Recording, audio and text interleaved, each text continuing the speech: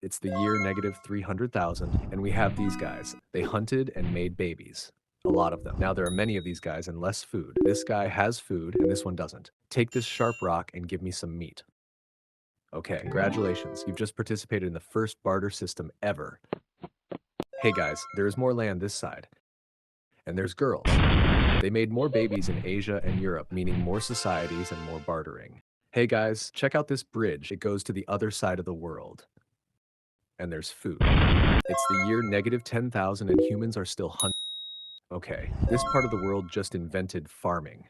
Wait, so you guys just put stuff on the ground and it becomes food? Said the rest of the world. Yeah. Wait, why don't we just farm on our own lands? Everyone started farming. Now everyone was bartering crops, spices, and livestock. Salt is getting rare and hard to mine. Africans are now using salt as a currency. Asians are now using salt as a currency. Romis are now using... Wait, in Mesopotamia, humans are facing a problem. Salt is impractical to use as currency. It's salt. People could literally season their food with money. To solve the problem, Mesopotamians are using barley and silver as currency. They have scales to know their value. Egyptians now also use grain as currency. So they didn't just season with money, they cooked money. Damn. Dude, we at Mesoamerica use cocoa beans as our currency. Cocoa beans? Yeah, portable and rare. Makes sense. Well, but it's not as rare as cowrie shells. People from Africa, Asia, and some Pacific islands use these shells. Although there are many types of shells on the coast, these types were rare. Ay, bro, what if we take a male cowrie and female cowrie to mate? And another money is born. Damn. So every time new currency was born out of something rare, everyone looked for ways to make more of it. This caused the demand to go down, making everything expensive. And this is called inflation. To solve this problem, the Kingdom of Lydia invented something. The first coins ever. This king and his son controlled the supply of the coins. People could no longer make their own money. Damn. The Mediterranean was like, why use gold coins if I can just use murex shells? Shells? Man, that's outdated and everywhere. They used shells as currency anyway. People from Yap Island, Micronesia, looked at everything people used as currency and thought they were all lame. We will create currency people can't move, meaning they can't steal, meaning they can't produce more without the government knowing. Rye stones were invented. How are we going to move them? So everyone just memorized their money and made transactions without moving the stones. For centuries, people used these currencies. Around the 7th century, during the Tang Dynasty, Chinese started using copper cash, silver ingots, and gold as currency. King Offa of Mercia, or the Midlands region of England today, introduced the pound, which was not a physical coin, but a unit of 240 silver pennies.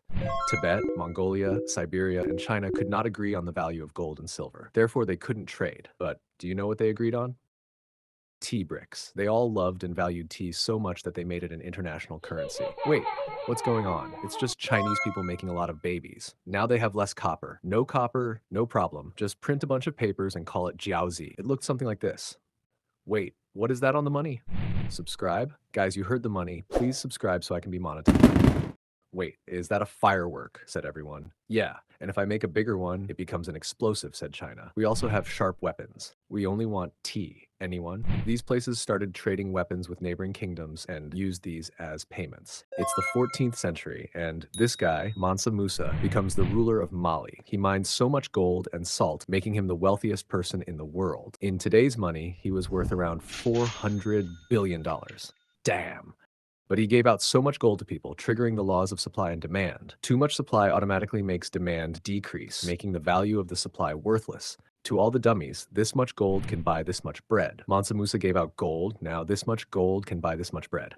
It's the 1600s, and some people are claiming land they don't own. Fast forward to 1661. Stockholm Banco in Sweden made the first ever banknote. They told people to exchange their gold and silver coins for some notes. Little did everyone know, the bank printed more banknotes than there was gold. As a result, dang, America minted its first dollar coins ever. It seemed like everything was becoming more modern and civilized. Nothing is becoming modern and civilized under my watch, said Fiji as they chopped and used human skulls as currency. The worth of a skull depended on the status of the owner of the head. This one definitely deserves a damn. Dang. The United Kingdom replaced gold and silver currency with paper money. 1 pound of silver was now worth 1 pound of paper. No, wait, not 1 pound of paper.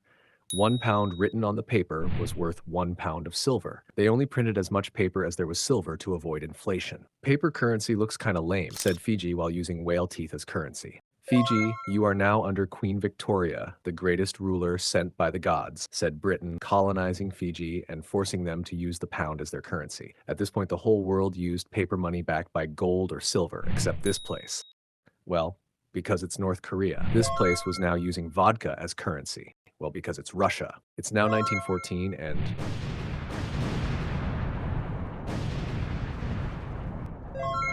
World War I finally ended and everyone can live happily ever after.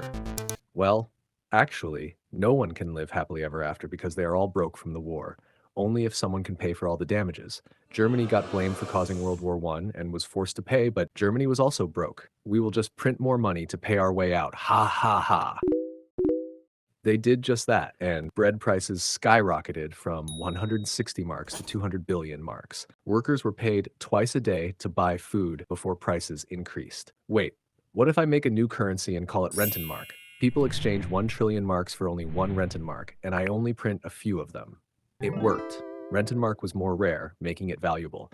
Less supply with more demand translated to more value. Now, finally, everyone will live happily ever after. Germany, under this guy, recruited these countries as their allies, and Japan was hit with a nuke. Well, actually, it was 2 of them. World War II ended. Okay, now everyone should live happily ever after. Hyperinflation just hit Hungary because of the war, as prices doubled every 15 hours. Wait, how? Let's rewind a little. It's 1939, and the price of bread is around 1 pengo. Let's go forward a little. In 1946, the price of bread was 1.4 quadrillion pengo. Damn.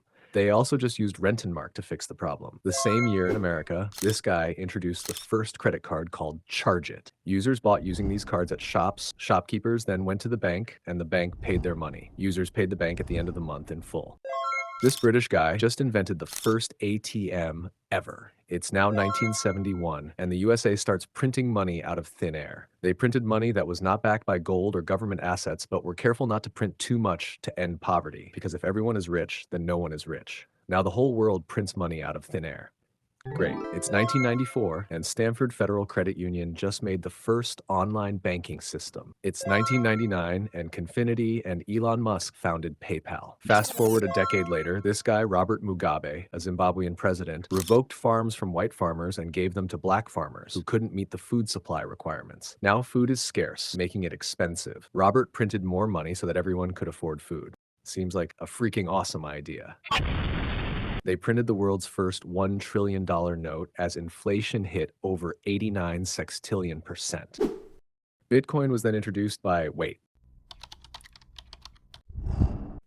Seems like no one actually knows who made it, but no one cares because it was basically useless. It's 2010, and this guy sold 2 pizzas for 10,000 Bitcoins, which were worth around $41. Now technology is getting advanced, and we can now tap using our cards and our phones. It's 2020 now, and everyone is buying online. It's 2021, and Bitcoin is no longer useless. 1 Bitcoin is now worth $70,000. If you wanted to buy 1 Bitcoin, it would cost you 70 grand. Damn!